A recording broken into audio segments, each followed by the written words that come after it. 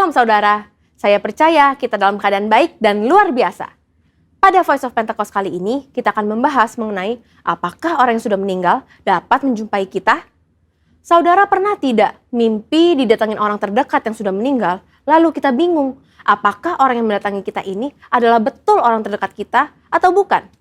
Bagaimana kita dapat menjelaskan peristiwa unik namun nyata seperti ini? Mari kita lihat 3 anggapan yang berkembang di masyarakat Kristen secara luas dan apa kata Alkitab mengenai hal tersebut. Pertama, fenomena yang terjadi sama seperti halnya Tuhan Yesus menjumpai murid-murid sebelum ia terangkat ke sorga. Ada tradisi yang berkembang di masyarakat bahwa orang yang telah meninggal masih dapat menjumpai orang yang masih hidup dalam kurun waktu 40 hari setelah kematiannya. Ditambah lagi dengan mengutip ayat sekenanya di luar konteks dan menyambungkan dengan peristiwa Tuhan Yesus menjumpai murid-muridnya selama 40 hari. Yang memegang kepercayaan ini pastinya tidak sadar bahwa Yesus bukanlah orang mati yang mengunjungi murid-muridnya, melainkan ia telah bangkit dari kematian dan hidup, seperti ada tertulis di Markus 9 ayat 9-10. Jadi, anggapan bahwa orang meninggal dapat menjumpai kita sebagaimana Tuhan Yesus adalah sebuah pemahaman yang keliru dan tidak sesuai dengan kebenaran Alkitab. Kedua, fenomena yang terjadi sama seperti saat Musa dan Elia menjumpai Tuhan Yesus di Bukit Transfigurasi. Sebagian orang mungkin beranggapan bahwa peristiwa ini dapat menjadi sebuah pijakan untuk menyatakan bahwa orang yang telah meninggal, yaitu Musa, menjumpai Tuhan Yesus dan bercakap-cakap dengan Yesus. Dalam konteks ini pun tidak tepat jika dijadikan landasan kepercayaan orang yang sudah meninggal masih dapat menjumpai manusia yang hidup. Sebab pada waktu itu Tuhan Yesus berubah rupa, atau dalam bahasa Yunani disebut sebagai metamorfo. Sehingga baik Tuhan Yesus, Musa maupun Elia bersama-sama berada dalam dimensi yang berbeda dengan manusia pada umumnya. Dalam hal ini adalah Petrus, Yakobus, dan Yohanes yang menyertai Yesus pada saat itu. Ketiga, fenomena yang terjadi sama seperti ketika Saul berjumpa dengan Roh Samuel. Terdapat 2 penafsiran yang berkembang terkait dengan fenomena ini. Ada penafsiran yang mengatakan roh yang muncul itu bukanlah Roh Samuel, dan penafsiran lainnya mengatakan itu benar Roh Samuel, tetapi atas izin Tuhan untuk memberikan pelajaran dan peringatan kepada Saul. Nah, terlepas apakah kita berada dalam golongan yang meyakini itu adalah Roh Samuel ataupun bukan, Alkitab jelas menyatakan bahwa pemanggilan arwah, bertanya pada arwah yang dilakukan oleh Saul adalah pelanggaran terhadap firman Tuhan dan merupakan dosa. Karena itulah Saul mati. Tuhan Yesus seringkali menggunakan perumpamaan dalam mengajar agar lebih mudah dipahami. Dalam Lukas 16 ayat 19-30, Tuhan Yesus menyampaikan perumpamaan tentang orang kaya dan Lazarus. Dari sini kita dapat mempelajari bahwa ada jurang pemisah dalam dunia orang mati yang memisahkan 2 kompartemen yang berbeda, yakni Hades dan Firdaus. Pelajaran berikutnya adalah tidak diperlukan orang yang telah meninggal untuk mengunjungi orang yang masih hidup untuk menyampaikan pesan khususnya terkait pertobatan, sebab sudah ada pada mereka kitab suci. Mungkin ada saudara yang masih bertanya, lalu bagaimana mimpi yang tidak bisa kita rencanakan bisa terasa sangat nyata, seakan-akan orang yang sudah meninggal datang menjumpai kita? Setiap orang pasti pernah mengalami mimpi. Terkait dengan mimpi, Leland Ryken, seorang profesor emeritus bahasa Inggris yang juga adalah penata gaya sastra dari Alkitab English Standard Version, dalam Dictionary of Biblical Imagery menjelaskan, arti dreams and visions adalah mimpi akan muncul sesuai dengan kondisi yang sedang dialami manusia pada hari itu. Seperti yang dicontohkan dalam kitab Yesaya 29 ayat 8. Saat seorang yang lapar bermimpi ia sedang makan, tetapi ketika bangun ia masih tetap lapar. Atau bisa juga saat merindukan seseorang hari itu, ia bisa bermimpi bertemu dengan orang tersebut. Dalam Alkitab kita mendapati begitu banyak ayat yang menyatakan bahwa Tuhan menjumpai orang melalui mimpi. Tuhan memberikan pesan peringatan agar jangan sampai berbuat dosa. Tuhan memberikan pesan atau berbicara kepada orang tersebut. Tuhan mengabulkan permintaan, dan sebagainya. Namun, Alkitab tidak pernah menuliskan tentang orang yang sudah meninggal menjumpai orang yang masih hidup melalui mimpi. Jadi, sebenarnya siapakah yang dijumpai dalam mimpi orang-orang? Apakah itu setan atau roh jahat? Tentu tidak juga demikian. Dalam kedaulatan dan kasih-Nya, Tuhan bisa saja memberikan mimpi kepada kita, di mana dalam mimpi itu kita melihat orang yang telah meninggal dan penglihatan itu begitu sangat nyata untuk memberikan pesan penghiburan dan kekuatan kepada mereka yang masih hidup yang telah ditinggalkan oleh orang yang mereka kasihi. Namun, perlu dicatat bahwa tidak semua mimpi bertemu dengan orang yang telah meninggal adalah hal yang baik dan datang dari Tuhan. Sama halnya juga, bukan semuanya yang buruk dan datang dari iblis. Seperti dalam 1 Tesalonika 5 ayat 21, ujilah segala sesuatu dan peganglah yang baik. Maka dari itu, kita sebagai orang percaya tetap harus memiliki kepekaan dan ketajaman rohani dalam mengujinya. Saudara, untuk penjelasan lebih lengkap dari tim teologi kami, silakan cek link yang ada di atas atau scan QR Code yang tersedia.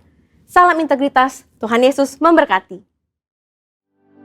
Deklarasi iman, Mazmur 91. Dalam lindungan Allah, orang yang duduk dalam lindungan yang maha tinggi dan bermalam dalam naungan yang maha kuasa akan berkata kepada Tuhan, tempat perlindunganku dan kubu pertahananku, Allahku yang kupercayai. Sungguh, dialah yang akan melepaskan engkau dari jerat penangkap burung, dari penyakit sampar yang busuk. Dengan kepaknya ia akan menudungi engkau, di bawah sayapnya engkau akan berlindung. Kesetiaannya ialah perisai dan pagar tembok. Engkau tak usah takut terhadap kedahsyatan malam, terhadap panah yang terbang di waktu siang, terhadap penyakit sampar yang berjalan di dalam gelap, terhadap penyakit menular yang mengamuk di waktu petang. Walau 1.000 orang rebah di sisimu dan 10.000 di sebelah kananmu, tetapi itu tidak akan menimpamu. Engkau hanya menontonnya dengan matamu sendiri dan melihat pembalasan terhadap orang-orang fasik. Sebab Tuhan ialah tempat perlindunganmu, yang maha tinggi telah kau buat tempat perteduhanmu. Malapetaka tidak akan menimpa kamu, dan tulah tidak akan mendekat kepada kemahmu. Sebab malaikat-malaikatnya akan diperintahkannya kepadamu untuk menjaga engkau di segala jalanmu. Mereka akan menatang engkau di atas tangannya, supaya kakimu jangan terantuk kepada batu. Singa dan ular tedung akan kau langkahi. Engkau akan menginjak anak singa dan ular naga. Sungguh hatinya melekat kepadaku, maka aku akan meluputkannya. Aku akan membentenginya, sebab ia mengenal namaku. Bila ia berseru kepadaku, aku akan menjawab. Aku akan menyertai dia dalam kesesakan. Aku akan meluputkannya dan memuliakannya. Dengan panjang umur akan kukenyangkan dia, dan akan kuperlihatkan kepadanya keselamatan daripadaku. Amin. Shalom jemaat yang dikasih Tuhan. Kau yang ada di rumah-rumah, mari bersama-sama kita memuji Tuhan. Dia Allah yang ajaib, Dia hadir dimanapun kita berada. Haleluya. Terpujilah nama-Mu Tuhan, kuat dan penuh kemuliaan. Satu suara kami nyatakan, kebesaran-Mu tetap selamanya. Terpujilah nama-Mu Tuhan, ajaib dan penuh keagungan. Satu hati kami nyatakan, kerajaan-Mu kekal selamanya.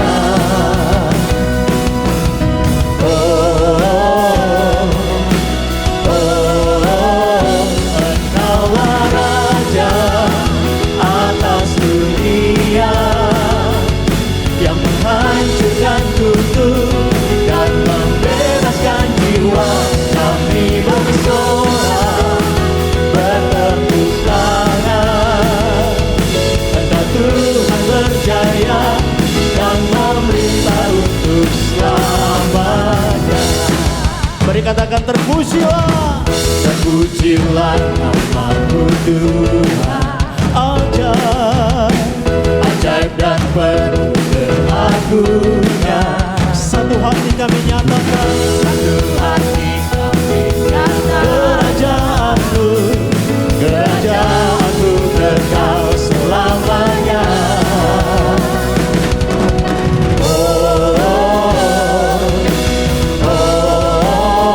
Engkaulah Raja atas dunia, yang menghancurkan kutuk dan membebaskan jiwa. Kami bersorak,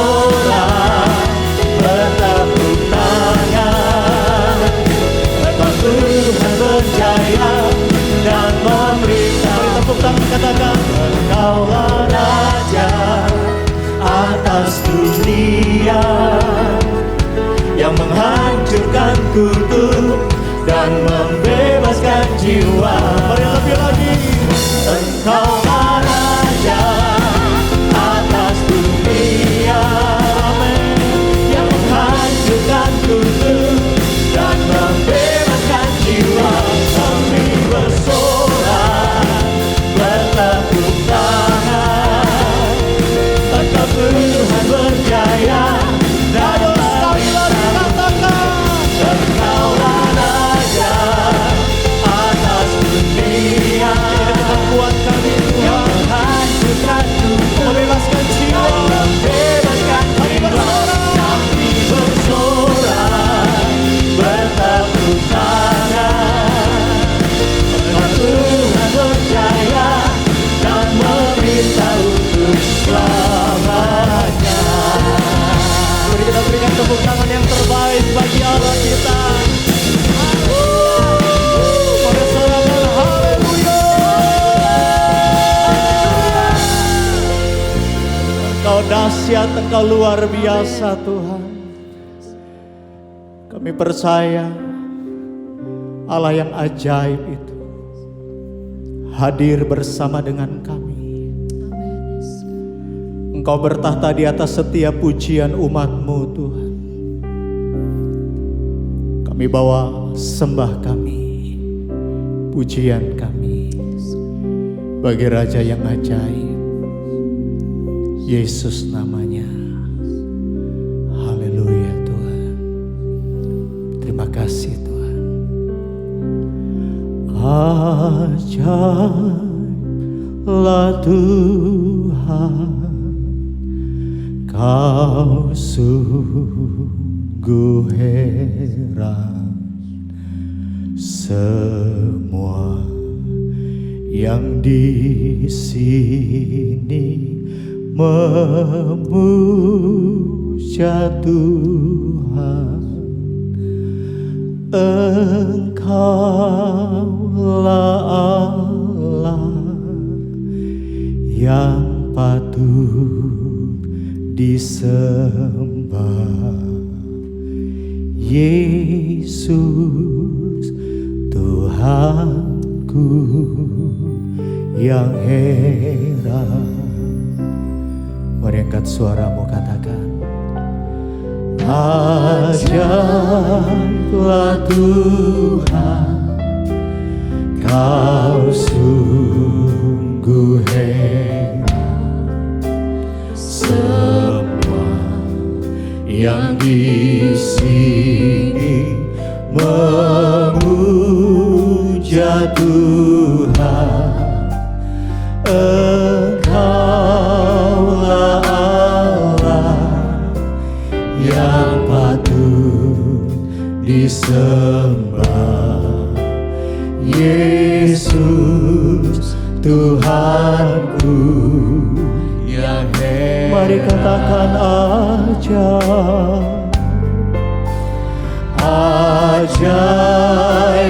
Tuhan. Ini pengakuan kami. Kau Allah yang ajaib, Kau Allah yang heran. Kami memuja-Mu Tuhan. Memuja Tuhan. Kau Allah, Engkaulah Allah yang patut disembah. Yesus Tuhanku yang heran. Mari biarkan musik menyembah Tuhan.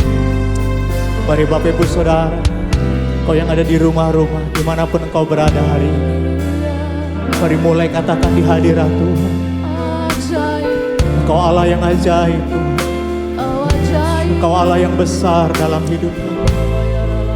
Kami terheran-heran, kami terkagum-kagum akan perbuatan-Mu. Engkau Allah yang tidak pernah meninggalkan perbuatan tangan.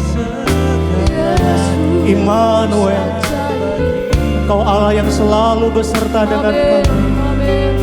Mari Bapak Ibu Saudara, Angkat sembahmu bagi Allah yang ajaib. Haleluya Yesus. Ajaib kau Tuhan. Kau Allah yang sungguh heran bagiku. Terima kasih Tuhan. Kami yang ada di rumah-rumah, kami angkat sembah kami bagimu ya Yesus Tuhan. Terima kasih Bapa. Terima kasih ya Roh Kudus. Terima kasih Tuhan Yesus. Mari saya mengajak Bapak Ibu Saudara, angkat kedua tangan kita tinggi-tinggi di hadirat Tuhan. Dan lebih lagi katakan ajaib. Ajaiblah Tuhan, Kau sungguh heran. Semua yang di sini memuja Tuhan. Engkaulah Allah yang patut disembah. Yesus Tuhanku yang heran. Katakan Yesus Tuhanku yang heran. Yesus Tuhanku yang heran. Mari taruh tangan kanan di dada, katakan Yesus Tuhanku yang heran.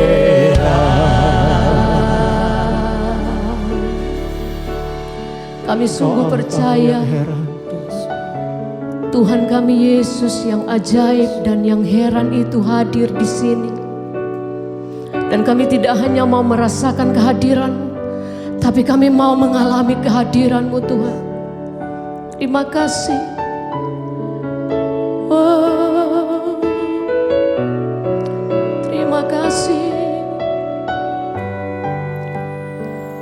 You are here, moving in our midst.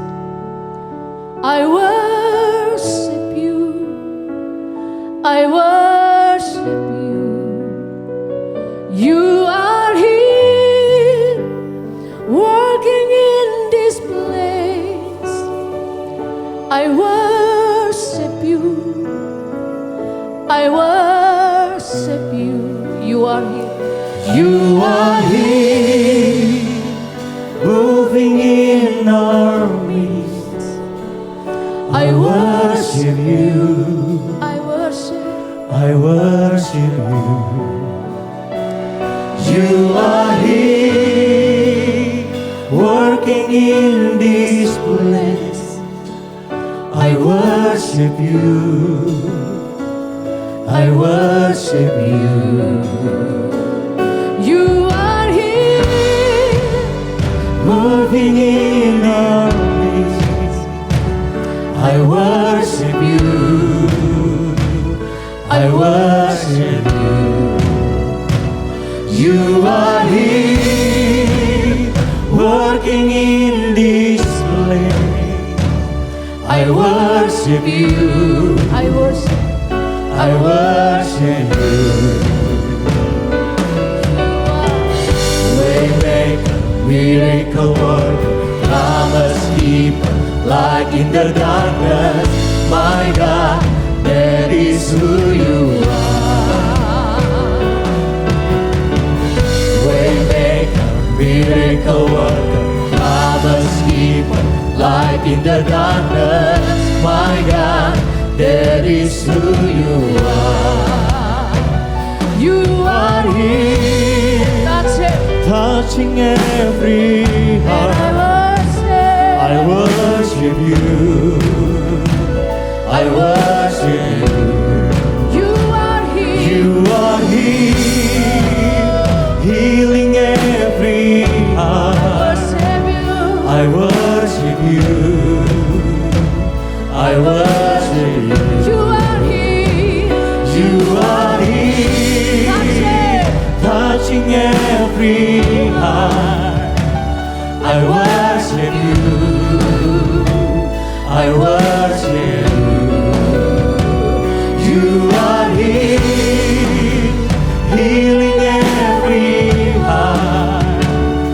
I worship you.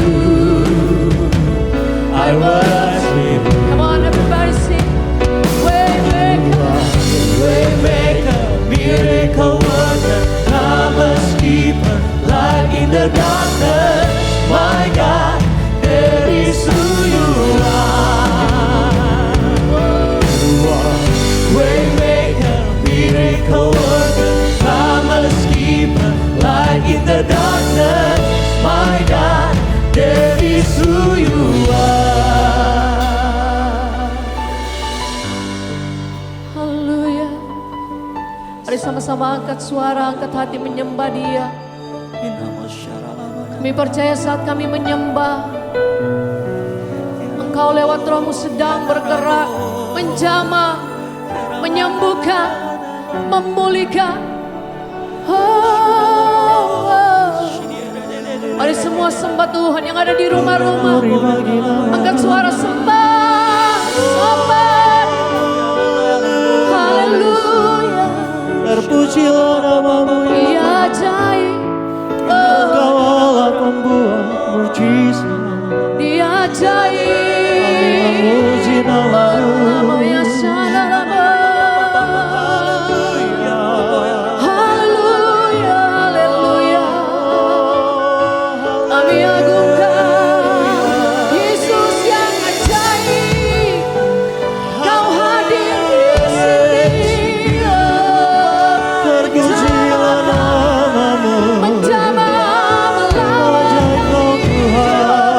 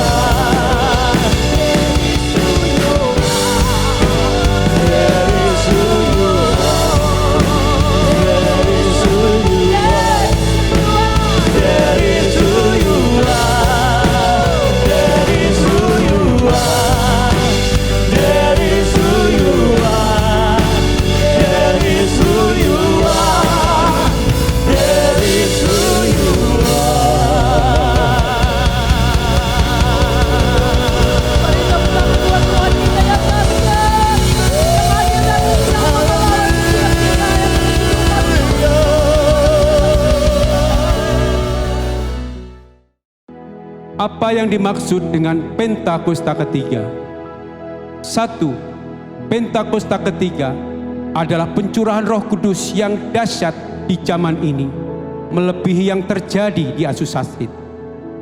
2. Pentakosta ketiga akan mengakibatkan penuaian jiwa yang terbesar dan yang terakhir sebelum Tuhan Yesus datang kembali. 3. Pentakosta ketiga akan membangkitkan generasi Yeremia, yaitu anak-anak muda yang dipenuhi Roh Kudus, cinta mati-matian kepada Tuhan Yesus, tidak kompromi terhadap dosa, dan akan bergerak untuk memenangkan jiwa. 4. Pentakosta ketiga lahir di Indonesia dan bergerak ke bangsa-bangsa. Gerakan ini dari timur ke barat dan akan kembali ke Yerusalem. 5. Pentakosta ketiga akan memberikan kuasa untuk menyelesaikan amanat agung, dan setelah itu Tuhan Yesus datang kembali. Shalom jemaat yang dikasihi Tuhan, khususnya jemaat GPS Green Pramuka Square ya, yang dikasihi oleh Tuhan. Terima kasih untuk Tuhan Yesus khususnya yang telah mengundang saya dan juga gembala, koordinator dan pelayan Tuhan, serta seluruh jemaat Tuhan yang dikasihi Tuhan. Hari ini kita kembali akan mendengarkan kebenaran firman Tuhan, dan sebelum itu kita berdoa terlebih dahulu. Terima kasih Bapa di dalam sorga, untuk kebaikan-Mu kami boleh diizinkan hidup, bahkan lebih dari itu kami akan menikmati sebagian dari perkataan firman Tuhan. Berkata-kata Engkau Tuhan, kuasai ruangan ini, bahkan ruangan hati kami yang terdalam. Hibur, nasihati, berkati kami, tegur kami Tuhan, supaya ketika kami selesai mendengarkan firman-Mu, kami memperoleh kekuatan baru dan boleh berjalan dengan tegak untuk melanjutkan kehidupan kami. Di dalam nama Tuhan Yesus Kristus kami sambut firman-Mu. Haleluya. Amin. Pasti Anda ada dalam keadaan luar biasa, meskipun ada persoalan dan masalah, dan saya tahu juga bahwa manusia selama hidup tidak akan lepas dari persoalan dan masalah. Tapi saya tetap yakin dan percaya ada Tuhan yang selalu mengasihi kita, bahkan ada Tuhan yang melindungi, memberkati kita, dan membela kita dalam situasi apapun. Nah, pada hari ini kita akan melihat satu kebenaran firman Tuhan di dalam Roma pasal yang ke-8 ayat yang ke-28, saudara. Roma 8 ayat yang ke-28 yang menjadi satu ayat kekuatan pada saat kita mendengarkan. Bahkan ayat ini selalu saja dikumandangkan, bahkan dibacakan, bahkan kita sendiri sering mengulang-ulang ayat ini. Ayat ini mengandung satu kekuatan yang boleh saya dan Anda rasakan dan alami. Bahkan setelah mengerti ayat ini, saya yakin bahwa Tuhan membukakan sesuatu. Bahwasanya saya dan Anda hidup di dalam janji Tuhan yang besar itu. Mari kita akan baca bersama-sama Roma pasalnya yang ke-8 ayat yang ke-28. Alkitab katakan seperti ini, kita tahu sekarang bahwa Allah turut bekerja dalam segala sesuatu untuk mendatangkan kebaikan bagi mereka yang mengasihi Dia, yaitu bagi mereka yang terpanggil sesuai dengan rencana Allah. Kita ulang-ulang baca ayat ini, maka rasanya kita mendapatkan satu janji, saudara. Ini adalah penulisan daripada Rasul Paulus, dan di dalam kitab Perjanjian Baru, saya melihat bahwasanya ayat ini adalah satu janji yang menyenangkan bagi kita. Satu janji yang memberikan kita semangat yang baru, kekuatan yang baru. Alkitab dimulai dengan kata atau dimulai dengan kalimat kita tahu sekarang, ya. Kita tahu sekarang. Yang pertama dari ayat ini kita bisa melihat bahwa kata itu, kalimat itu memberikan kepada saya satu pengetahuan, memberikan kepada saudara satu pengetahuan. Bukan hanya pengetahuan saja, tetapi satu janji yang bersifat pasti, saudara. Dalam bahasa yang lain dikatakan definite promise. Definite promise. And we know Now we know. Ya. Now we know. Ya, kita tahu. Segala sesuatu seringkali kita bilang, kita tahu. Tapi persoalannya adalah, apakah ketika Anda berkata atau sedang menyebut kata kita tahu, betul-betul Anda tahu atau tidak? Betul-betul pasti atau tidak? Yakin Anda dengan pengetahuan, dengan kata tahu itu, atau sekedar cuma ya tahu sih kata orang? Tapi Alkitab katakan now we know and we know, ya, dimulai dengan kata sekarang atau and we know. Now we know, sekarang kita tahu. Jadi artinya bukan sekedar tahu. Rasul Paulus ingin menetapkan dan mengingatkan serta meyakinkan saya dan Anda bahwa pengetahuan, rasa tahu itu bukan hanya sekedar tahu, tetapi sesuatu yang pasti Anda tahu. Pasti saya tahu. Jadi ternyata kalimat atau ayat Roma 8 ayat 28 ini sedang memberitahukan kepada saya dan Anda bahwa sesungguhnya janji Tuhan itu pasti. Amin. Now we know and we know. Karena kita mengalami turbulence, kita mengalami goncangan, kita mengalami persoalan dan masalah, sehingga akhirnya Rasul Paulus berani berkata, sekarang saya tahu. Amin. Saya tahu sekarang dan saya tahu. Kata dan, kata now ini mencerminkan tentang kejadian, persoalan atau hal-hal yang bersifat sebelumnya, saudara. And we know. Now, sekarang saya tahu. Dan saya tahu. Jadi orang Kristen akan menjadi Kristen yang baik, Kristen yang benar, tergantung dari seberapa besar di dalam hidupmu mengetahui tentang janji Tuhan yang pasti itu. Rasanya miris melihat banyak orang percaya terus memindahkan kepercayaannya, memindahkan harapannya, memindahkan kasihnya kepada pribadi, kepada idol yang lain. Sedangkan hari ini kita bisa melihat ada janji yang pasti. Janji yang sifatnya bukan tanggung-tanggung, yang tidak bisa diberikan satu kepastian. Janji Tuhan dalam hidup saya, janji Tuhan dalam hidup Anda adalah pasti. Oleh sebab itu, alami kepastian demi kepastian di dalam hidup ini. Artinya, saudara, jangan tanggung gitu loh. Kalau saya dan Anda mau percaya kepada Tuhan, jangan tanggung-tanggung, jangan setengah-setengah. Anda boleh percaya kepada manusia, itu pun kita melihat bahwa janji manusia tidak pasti. Hari ini bilang A, besok B, C, D, M, K, L, segala macam. Tapi kalau janji Tuhan pasti, tidak pernah berubah, definite, jelas.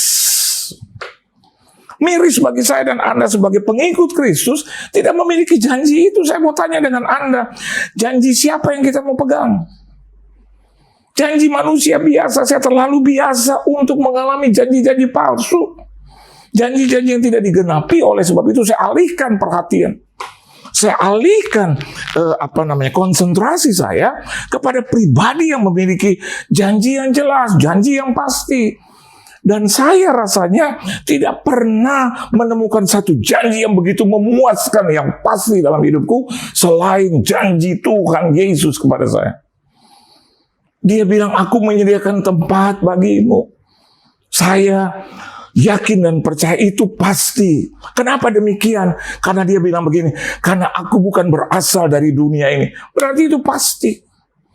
Dia yang dulunya tinggal di sorga, turun ke muka bumi, mati disalib, bangkit pada hari yang ketiga, naik ke sorga. Terus dia katakan, aku akan menyediakan tempat bagimu. Pasti itu, saudara, karena dia bukan berasal dari dunia ini. Dia tahu jalan ke sorga, dia tahu pulang ke sorga. Jadi ketika sekarang hari ini kita berhadapan dengan ayat ini, pasti janji ini buat saya dan Anda satu definite promise, Satu janji yang tidak bisa dibantah oleh siapapun. Tidak bisa dibantah oleh apapun yang saya kenal, yang saya pernah tahu. Oleh sebab itu hari ini saya mau katakan buat saudara, pengetahuan kita, rasa tahu kita, keingintahuan kita kepada janji Tuhan, saya mau katakan kembali, jangan tanggung-tanggung saudara. Jangan setengah-setengah jadi orang Kristen, jangan setengah-setengah. Percayalah yang pasti-pasti. Jangan percaya yang setengah-setengah. Jangan percaya yang tanggung-tanggung. Dan kita akan melihat kegenapan janji itu yang pasti buat saya dan Anda. Yang kedua, ada apa di balik kebenaran firman Tuhan dalam Roma pasal yang ke-8 ayat yang ke-28. Selain kata kita tahu sekarang, Alkitab katakan begini, bahwasanya this is a divine promise. Bukan hanya definite promise, tapi juga divine promise. Tadi saya pakai dalam bahasa Inggris, di situ dikatakan and we know, ya. Yang kedua, di sini kita bisa melihat satu penggalan kata-kata yang dalam bahasa Inggris dikatakan that God works. Terjemahan that God works. Dalam bahasa yang lain, di situ dikatakan begini, and or now we know that all things work together. All things work. Pertanyaannya sekarang, ketika all things, semuanya itu saudara, works, bekerja, saya mau tanya buat saudara, siapa yang atur itu? Siapa yang bisa menghitung itu? Siapa yang bisa mengkalkulasikan itu? And we know that all things works. Jadi ternyata di dalam Tuhan, kita bisa melihat masa lalu, masa sekarang, dan masa depan. Dan kalau saya dan Anda di masa lalu mengerjakan segala sesuatu, maka segala sesuatunya itu akan bekerja. Kalau saya dan Anda biasa hidup melakukan kebenaran, maka kita bisa tahu juga hasilnya adalah kebenaran. Apa yang kita tabur, kita tuai. All things work together. Semuanya akan bekerja sama. Menghasilkan apa, saudara? Satu kebaikan buat kita. Oleh sebab itu, bahasa Indonesia katakan bahwa Allah turut bekerja. Pengertiannya memang seperti itu.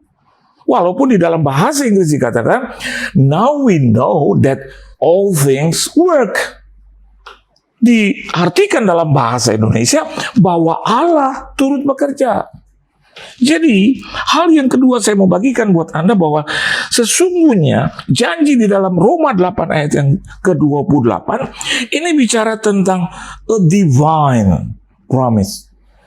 Jadi satu janji yang bersifat keilahian. Allah turut bekerja. All things work. Semuanya bekerja.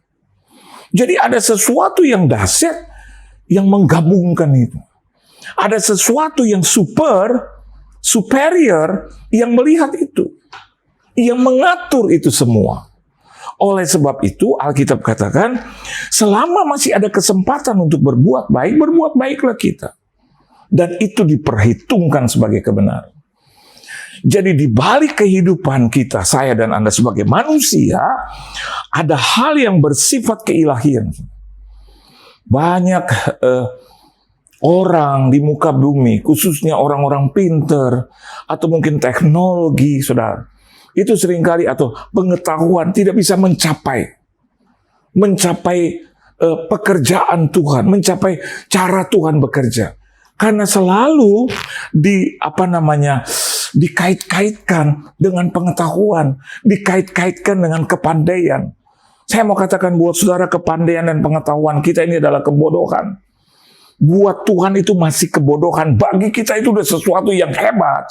Alkitab katakan itu kebodohan. Jadi kalau hari ini kita bisa melihat bahwa Allah turut bekerja dalam bahasa Indonesia, dalam bahasa Inggris dikatakan all things work. Ini bicara tentang bagaimana satu promise, satu janji yang bersifat keilahian atau ketuhanan itu. Satu janji yang dari Tuhan itu. Yang tidak bisa diartikan semaunya di dalam kehidupan kita, karena kemampuan kita untuk berpikir, kemampuan kita untuk melihat dan mencerna janji Tuhan itu sangat rendah. Saya mau katakan kenapa sangat rendah, karena janji Tuhan kita harus terima dengan iman. Janji Tuhan itu kita harus terima dengan pengetahuan yang datangnya dari Tuhan. Apa itu Pak pengetahuan yang datangnya dari Tuhan? Yaitu hikmat, kebijaksanaan, marifat dari Tuhan. Terima dengan iman. Dan orang yang menulis kitab ini, kitab Roma, adalah orang yang memiliki latar belakang yang pintar, yang pandai. Salah satu orang pandai yang keturunan atau orang Yahudi, Ibrani asli.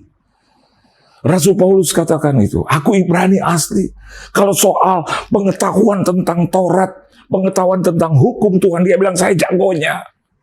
Saya melebihi dari siapapun. Tapi dia tinggalkan itu, dia katakan masa lalu itu adalah sampah. Dan aku sedang mengejar yang di depan.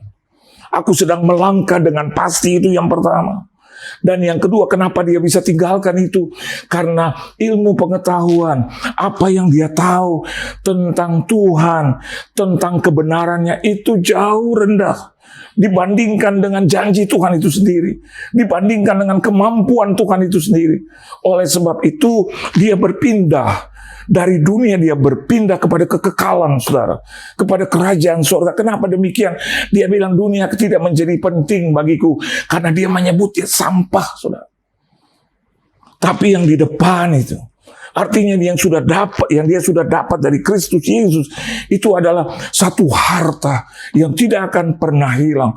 Dia akan pegang itu bahkan sampai selama-lamanya, yaitu kehidupan yang kekal.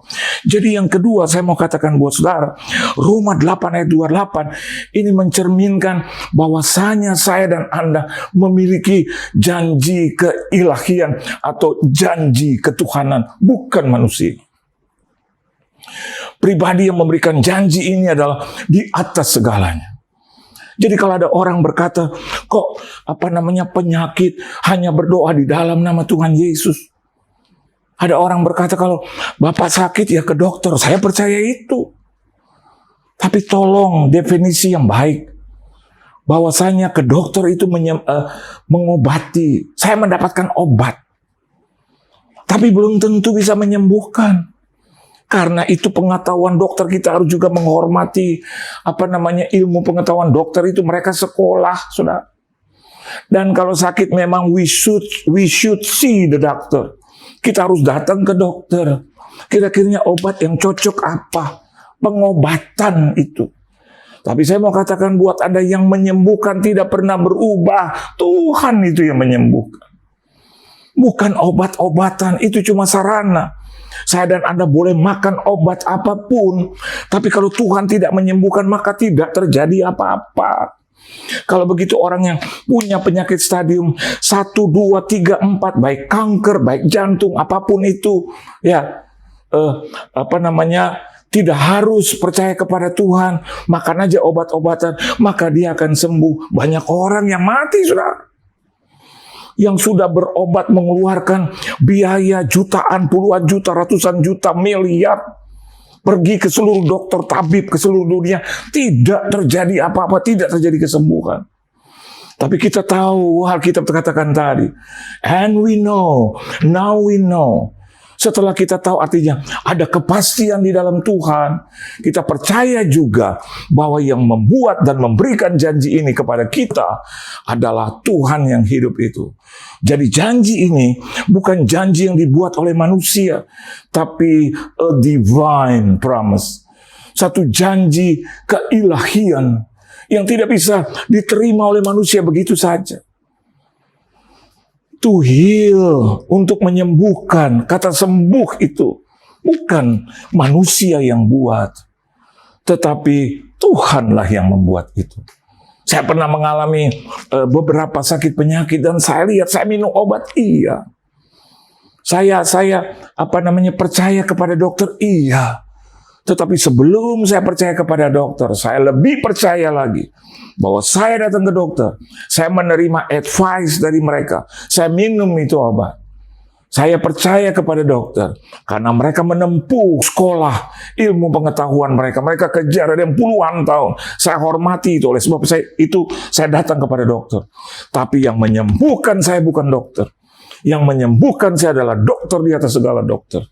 Yang memberikan saya janji keilahian, ketuhanan itu kepada saya. Oleh sebab itu hari ini kita boleh belajar kebenaran firman Tuhan. That God works. Not only human, not only man, but that God works. Bahwa Allah turut bekerja. Kalau Dia tidak bekerja, maka tidak akan pernah terjadi apa-apa. Tidak akan adanya bumi ini, tidak akan ada namanya dunia ini, tidak akan ada namanya rumah segala macam, sudah pohon-pohonan, gunung, air, tidak akan pernah ada itu. Tapi karena Tuhan bekerja, maka kita bisa melihat ada gunung di situ. Ada air di situ. Kita bisa melihat ada tanam-tanaman di situ. Kenapa? Karena Tuhan bekerja. Untuk apa, saudara? Untuk saya dan Anda. Sebagai umat tebusan. Dan yang ketiga, Roma 8 ayat 28 ini bercerita atau mengisahkan atau memberikan kita satu pengertian yang lain. Selain definite promise, yaitu satu janji yang pasti. Dan yang kedua, divine promise, satu janji keilahian atau ketuhanan, yaitu Tuhan bekerja. Ya. Yang ketiga, saya boleh menyatakan kepada Anda bahwa kita tahu sekarang bahwa Allah turut bekerja dalam segala sesuatu untuk mendatangkan kebaikan bagi mereka yang mengasihi Dia. Dalam segala sesuatu untuk mendatangkan kebaikan. Ya, bahwa Allah turut bekerja ya dalam segala sesuatu. Ya, so yang ketiga kita bisa bicara tentang together for God. Satu pengertian kepada kita bersama-sama segala sesuatu untuk mendatangkan kebaikan. Turut bekerja dalam segala sesuatu untuk mendatangkan kebaikan. Jadi yang bekerja di sini adalah Tuhan dan yang memperoleh itu janji adalah manusia, dan manusia yang mengasihi dan mencintai Tuhan harus menerima janji itu dan melakukannya dengan baik. Together, bersama-sama dengan Tuhan. Bersama-sama untuk Tuhan, together for God. Artinya saudara, saya dan Anda sebagai makhluk hidup yang boleh menerima janji Tuhan, janji ini bersifat dinamis. Bukan satu janji yang mati. Jadi janji yang bersemangat. Karena kata dinamis ini bicara tentang sesuatu yang bekerja. Tentang sesuatu yang bergerak, saudara. Secara dinamis, dinamo, dynamic. Jadi janji Tuhan itu bukan janji yang mati. Janji Tuhan itu bukan janji yang apa namanya, yang berhenti. Bukan janji yang stuck begitu. Ya, ada di onggokan, ada di pojok, bukan. Tapi janji yang hidup. Janji yang bergerak. Kepada siapa? Buat orang-orangnya, untuk pribadi-pribadi seperti saya dan Anda yang hidup. Dinamis. So, di dalam kesempatan dimanapun Anda berada, siapapun Anda, janji itu bergerak. Janji itu hidup, saudara. Janji itu bersemangat gitu loh. Jadi kalau Anda lihat dinamo bekerja, kalau Anda lihat mesin itu bekerja, maka dia bergerak terus. Janji Tuhan itu bukan janji yang mati. Bukan janji yang diam. Tapi janji yang bergerak. Together for God. Saya bekerja, Anda bekerja. Semua bekerja. Untuk apa? Untuk Tuhan. For God. Jadi kita tidak boleh menjadi pribadi-pribadi yang mentang-mentang menerima kebaikan atau janji itu, terus kita diam. Dan kita bilang, oh janji itu kan sudah ada. No. Janji itu bergerak ketika saya dan Anda juga bergerak. Halo. Sama seperti kebenaran firman Tuhan ini. Kalau saya dan Anda bukan menjadi pelakunya, maka ini akan diam, saudara. Ini akan tetap seperti seolah-olah satu buku. Dan saya bawa dia tidur, taruh di bawah kepala saya.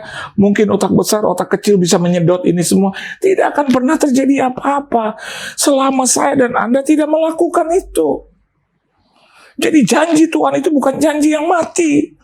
Janji hanya cuma kalimat demi kalimat, kata demi kata. Bukan huruf yang mati, bukan kalimat yang mati, tetapi sesuatu yang hidup. Untuk siapa? Untuk pribadi yang hidup. Oleh sebab itu, Yesus bukan hanya sekedar mati, tapi Alkitab katakan dia bangkit. Berarti kita menyembah Tuhan yang hidup. Tuhan yang hidup, Tuhan yang mati, terus dia bangkit lagi jadi Tuhan yang hidup. Dia turun sebagai manusia, dia hidup selama 33 tahun, dan dia mati, saudara, untuk saya dan Anda. Kalau sampai Yesus tidak bangkit, maka saya sedang berpikir bahwa Yesus adalah sama seperti pemimpin-pemimpin yang lain. Pemimpin-pemimpin yang bisa mati dan sudah mati. Tetapi Alkitab tidak menerangkan itu saja. Alkitab mengatakan bahwa Yesus bangkit. Berarti hanya yang hidup yang bisa bangkit. Amin, saudara. Hanya yang hidup yang bisa bangkit. Oleh sebab itu Yesus di dalam perkataannya kepada orang yang lumpuh, dia tidak berkata begini, berjalanlah dan angkat tilanmu. Tidak. Dia katakan bangkit dulu baru jalan. Amin, saudara. Karena yang hidup itu, yang bangkit itu baru bisa berjalan. Oleh sebab itu hari ini kalau kita bisa melihat dalam segala sesuatu untuk mendatangkan bahwa Allah turut bekerja kepada saya dan Anda, bagi saya dan Anda. Dan saya dan Anda yang masih hidup, sedang hidup. Saya pakai kata hidup, berhak menerima janji Tuhan yang hidup. Tapi kalau saya mati, Anda diam saja, kita tidak akan pernah menerima apa-apa. Dia memberikan hanya yang dinamis. Dia memberikan yang bergerak, dia memberikan yang hidup. Pikirkan dengan baik, ada banyak orang Kristen seringkali salah untuk mengartikan firman Tuhan ini, janji yang besar ini. The great promise ini. Paulus tahu, dia tahu setahu-tahunya, sesadar-sadarnya, bahwa janji Tuhan itu pasti. Oleh sebab itu dia tinggalkan masa lalunya, saudara. Karena di depan dia ada kepastian. Yang kedua, dia bisa melihat itu, bahwa janji Tuhan itu bersifat, Alkitab katakan divine promise, yang datangnya dari Tuhan, bukan janji manusia. Dan sekarang yang ketiga kita bisa melihat bahwa janji Tuhan itu dinamis, hidup, semangat. COVID, Pak, semangat. Banyak yang mati, Pak. Semangat. Masih hidup, kerjakan yang terbaik buat Tuhan. Bergerak. Melayani Tuhan. Online, tidak online, tetap melayani. Offline, onsite, melayani Tuhan. Terus ibadah dibuka lagi, puji Tuhan, layani Tuhan. Amin, saudara. Ketika saya dan Anda di manapun Anda berada, Anda bilang, aduh Pak, sekarang pemerintah, ikuti aja. Pemerintah mengatur. Alkitab katakan kita harus tunduk kepada pemerintahan. Oleh sebab itu, tunduk kepada pemerintah dan lakukan yang terbaik. Di rumah kita harus tetap bisa bergerak, berolahraga, berjemur. Amin, saudara. Menjaga kondisi, memaintain, memelihara itu. Ibu-ibu tetap masak. Suami tetap bekerja, work from home. Anak-anak tetap sekolah online. Karena kan tidak dimatikan. Pemerintah tidak matikan itu, saudara. Tuhan tidak mematikan. Kita masih hidup. Kita punya kehidupan. Layani Tuhan. Saya sebagai hamba Tuhan, layani Tuhan. Pak, maaf nih. Online kita, maaf ya Pak, nggak ada persembahan kasih. It's okay. Karena saya hidup bukan karena persembahan kasih. Saya hidup bukan hanya dari amplop demi amplop. Tapi saya hidup dari kasih Tuhan yang bergerak gitu.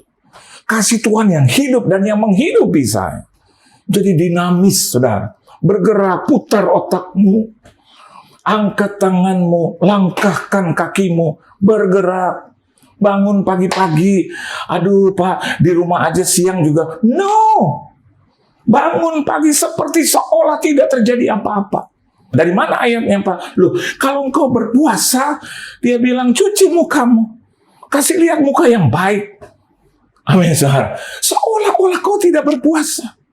sepertinya kau tidak berpuasa. Sama seperti ketika Yesus katakan, seolah-olah kamu sudah mendapatkan. Kalau kau berdoa, seolah-olah kamu sudah mendapatkannya. Bukankah pengertian itu bicara tentang dinamis, tentang sesuatu yang hidup, bukan yang mati, yang diam, saudara. Dan yang keempat, yang terakhir, to those who love God, to those who are the called according to His purpose. Jadi untuk siapa, saudara? Untuk orang-orang yang mengasihi Tuhan. This is a divine promise. Yang kedua, jangan salah arti. Yang kedua itu bicara a divine. Ya, divine with V, divine. Ini with F, defined. Ini bicara tentang apa, saudara? Ini bicara tentang ketentuan, mendefinisikan, mengerti kemengertian. Bagaimana saya dan Anda mendefinisikan janji Tuhan itu? Ada ketentuan. Buat siapa? Tuhan sendiri bilang, to those who love God. Iya, saya dan Anda ditentukan. Tuhan menentukan. Untuk siapa? Untuk orang-orang yang mengasihi Tuhan. Amin, saudara. Ya. Jadi di situ dikatakan bagi mereka yang mengasihi Dia. Jadi yang sudah dipilih, dijadikan seperti itu. Dan kalau saya dan Anda mengatakan, ya saya sudah mengasihi Tuhan, tapi saya tidak dapat apa-apa. Pengertiannya adalah, apakah saya dan Anda sudah mengerjakan kasih karunia itu dengan baik dan benar? Pak, kasih karunia dikerjakan. Yesus yang telah melakukan itu, pertama, Bapa di surga yang mencurahkan itu, yang memiliki kasih karunia Tuhan itu. Kasih karunia yang saya dan Anda miliki sekarang diberikan oleh Bapa di surga melalui Tuhan kita, Yesus Kristus. Dia mengerjakannya. Dan sekarang saya dan Anda yang sudah hidup dalam kasih karunia itu perlu mengerjakan kasih karunia apa? Tidak. Tetapi hidup dalam kasih karunia Tuhan harus punya karya, harus punya hasil. Bergantung kepada kasih karunia, harus. Hidup di dalam kasih karunia, harus. Tapi orang yang hidup dalam kasih karunia, yang bergantung kepada kasih karunia Tuhan, jelas-jelas harus terlihat dong. Hasilnya apa? Halo? Amin, saudara. Saya bilang saya hidup dalam kasih karunia Tuhan. Saya dikasihi Tuhan. Seperti apa? Jelaskan kepada kita. Nggak hanya cuma dalam bentuk kata-kata. Harus terlihat seperti suratan yang terbuka, saudara. Kelihatan. Tentu, ditentukan. Ini bicara juga tentang orang lain mengerti. Definisinya seperti apa? Ya kalau kita ngomong terus kata demi kata, kan nggak cukup, saudara. Harus juga terlihat dalam hasil demi hasil. Sehingga orang bilang, wah, hidupnya didefinisikan di dalam kehidupan kita. Saya dan Anda bisa mengerti, bisa menjabarkan. Amin. Point by point. Nih loh, orang yang hidup dalam kasih karunia Tuhan. Aku nih diampuni. Nah kalau aku sudah diampuni, maka aku harus mengampuni. Itu definisi. Itu penjabaran.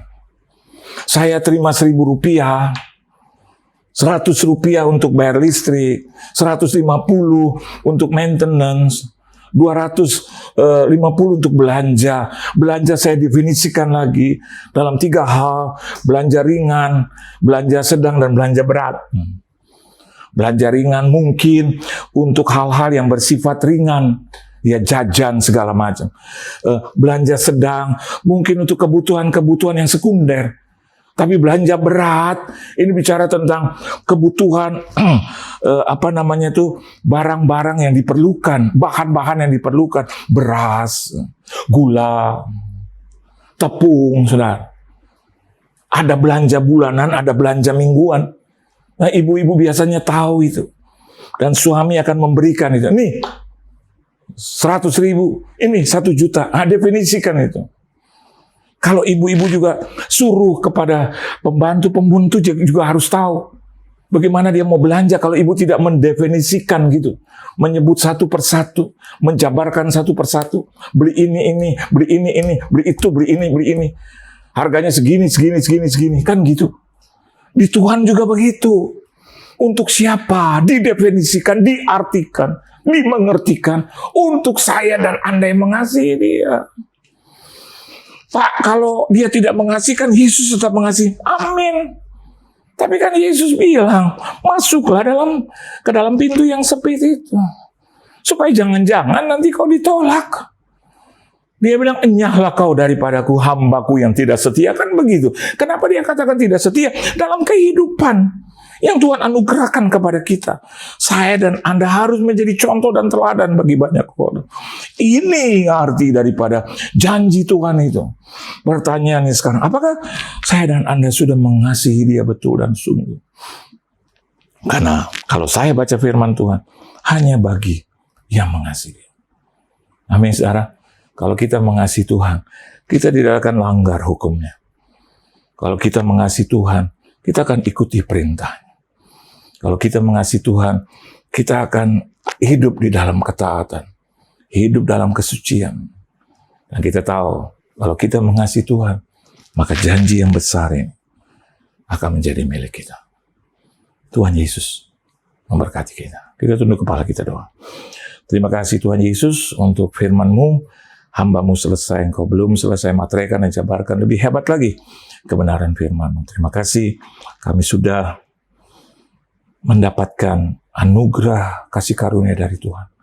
Dan hari ini kami sedang hidup di dalam anugerah itu, kasih karunia itu, yaitu ketika kami boleh menjadi teladan bagi banyak orang, supaya mereka bisa melihat Yesus dalam hidup kami. Berkati seluruh jemaat-Mu, keluarga rumah tangga mereka, bisnis usaha, mata pencarian, pekerjaan, perusahaan, perekonomian mereka. Apa saja yang mereka kerjakan boleh berhasil dan beruntung. Dalam nama Tuhan Yesus Kristus, kami semua telah diberkati. Haleluya. Kita akan menerima berkat daripada Tuhan. Kita angkat tangan kita, saudara. Terima berkat Tuhan. Biarlah berkat daripada Allah Bapa, kasih sayang dari anak yang tunggal Tuhan kita Yesus Kristus, persekutuan dalam Roh Kudus menyertai hidup kita mulai hari ini bahkan sampai selama-lamanya. Sampai Tuhan Yesus Kristus datang kali yang kedua, dan biarlah apa saja yang kita kerjakan boleh berhasil dan beruntung di dalam nama Tuhan Yesus Kristus. Semua yang percaya katakan amin. Tuhan Yesus memberkati. God bless you.